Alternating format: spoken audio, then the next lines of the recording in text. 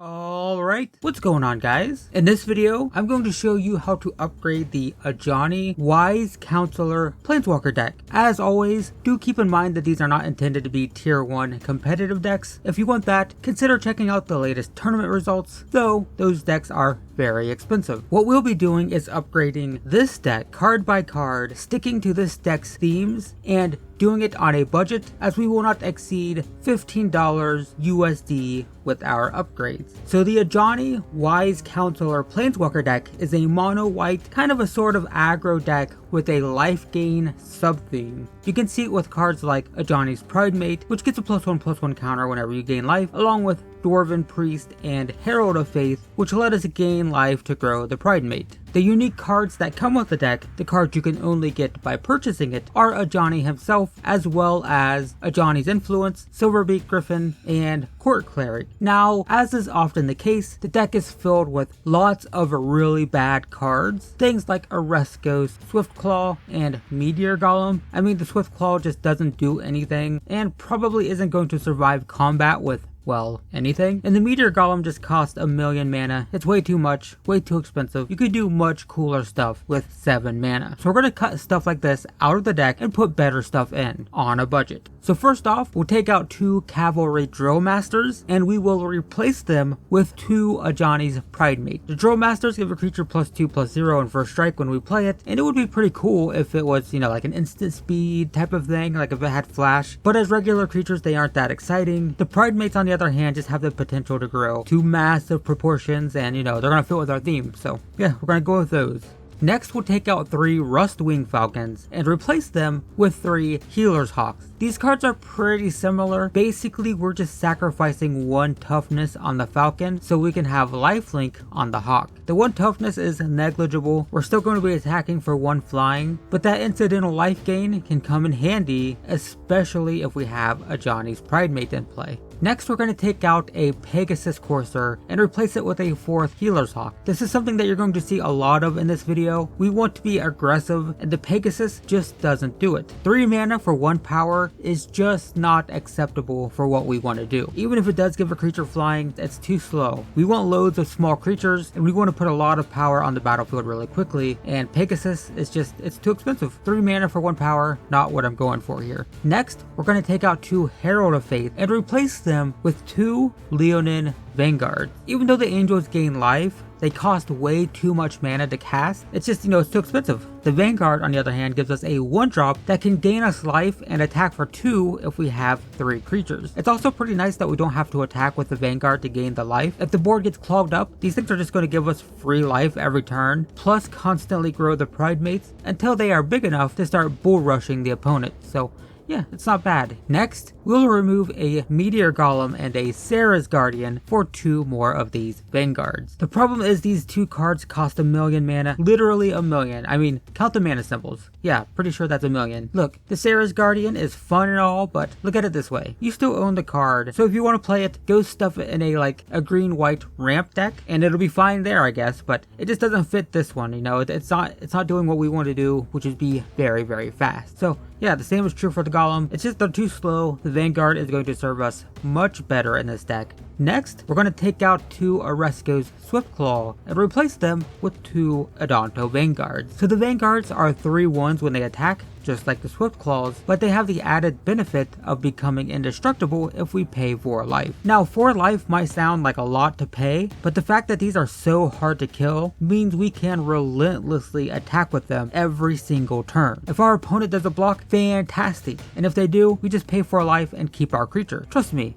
the 4 life is worth it. We're going to be dealing more damage than our opponent at a faster pace, and we're also gaining life. So spend that life liberally. It's almost always worth it. Next, we'll take out 2 Dwarven Priests and replace them with a couple more Vanguards. The life gain from the Dwarves is nice, but once again, 4 mana is just too much. Ideally, I'd like my opponent to be close to dead on turn 4, and I definitely don't want to be spending that turn playing a 2/4 creature. Vanguards, once again, will serve us better just because they're fast and aggressive. Next, we're going to take out 1 Mentor of the Meek and replace it with a Banalish Marshal. I know this one is a little bit pricey, as the Marshal is like a couple dollars, creatures, but man, it's a powerhouse in this deck. A 3-mana 3/3 that makes all of our aggressive white creatures even bigger. Yeah, it's worth it.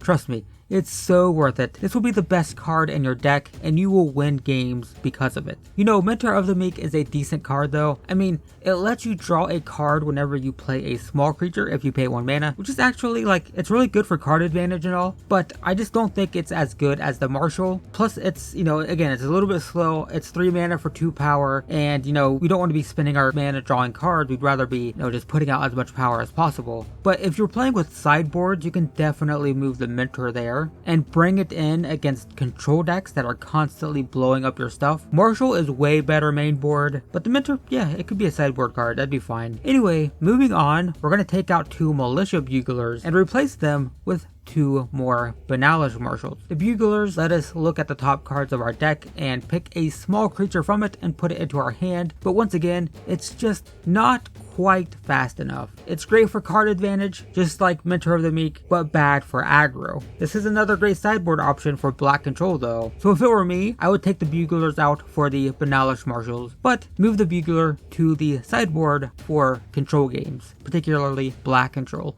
Next, we'll take out 3 Court Clerics for 3 Dauntless Bodyguards. The Court Cleric is a 2/2 with lifelink if we have Ajani, but otherwise it's just a 1/1 with lifelink, at which point I'd rather just have Healer's Hawks and stuff, so I don't know, it's not great. Plus by the time we get Ajani, assuming we ever do at all, a 2/2 with lifelink is just going to be undersized compared to other creatures on the battlefield. The Bodyguard on the other hand can be played on turn 1 and start dishing out 2 damage per turn right away, so it's kind of great. Having 2 power on turn 1 is just, you know, it's kind of fantastic. Plus, when it comes into play, you target a creature, and then for the rest of the game, so long as Dauntless Bodyguard is in play, you can sacrifice it to protect the creature it's guarding.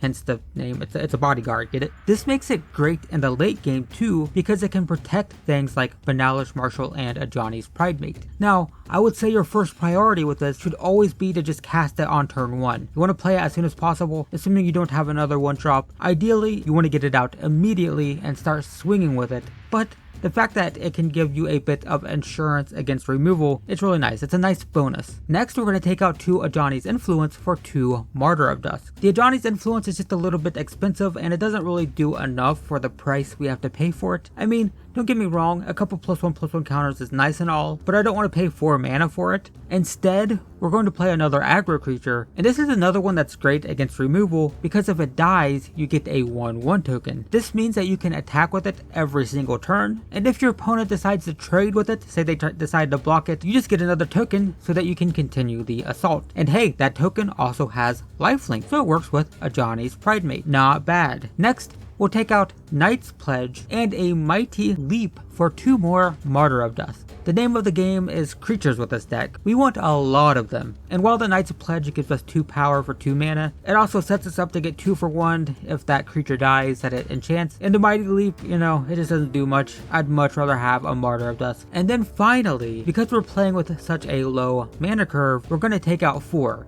Yes, 4 planes and replace them with Sky Marcher Aspirant. Now, I want to be crystal clear about this. If you are going to slowly upgrade this deck over time, leave this for last. If you rip these lands out while you still have all of those overpriced expensive cards in your deck, you're going to get mana screwed constantly.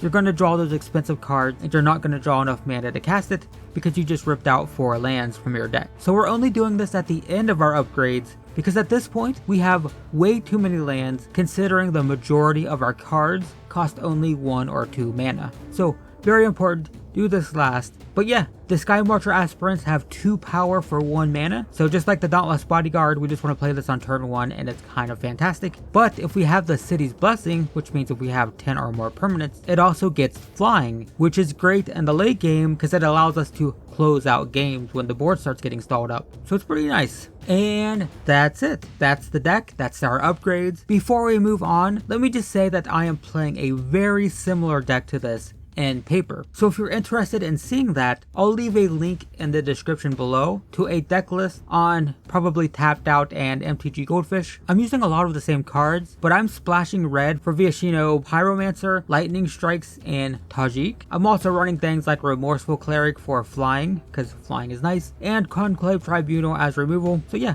if you want to see that, check it out. Though do keep in mind that my mana base is really bad. If you're going to splash red, you need like Sacred Foundries and Clifftop Retreats, and those things are kind of expensive. Anyway, back to this deck. That's all of our upgrades. If you want to dump a little bit more money into this deck, you can consider things like a 4th Banalish Marshal, along with History of Benalia and Legion's Landing. These cards are pretty good in mono white aggro, but unfortunately they are a little bit expensive. But if you happen to open any of them in boosters, yeah, you can put them in the deck, totally. You could also upgrade the Ajani in the deck with Ajani, Adversary of Tyrants, but those are also a little bit expensive. It's an upgrade for sure, it's just, you know, a pricey one. And going forward with the deck, if you do want to add some of the more expensive cards, you could probably do without things like Revitalize and Inspire Charge. And if you don't upgrade Ajani to the Adversary of Tyrants version, he could probably be replaced with History of Benalia and whatnot as well. So yeah. Also, I didn't go with it myself, I'm not even playing it in paper, but a lot of people seem to really like Venerated Loxodon, also something to consider. It gives you kind of a big beater in the late game, but it does also kind of require you to spend a turn tapping all of your creatures, and I don't really like that very much. I don't want to spend a turn tapping all of my stuff, even if it does make them bigger.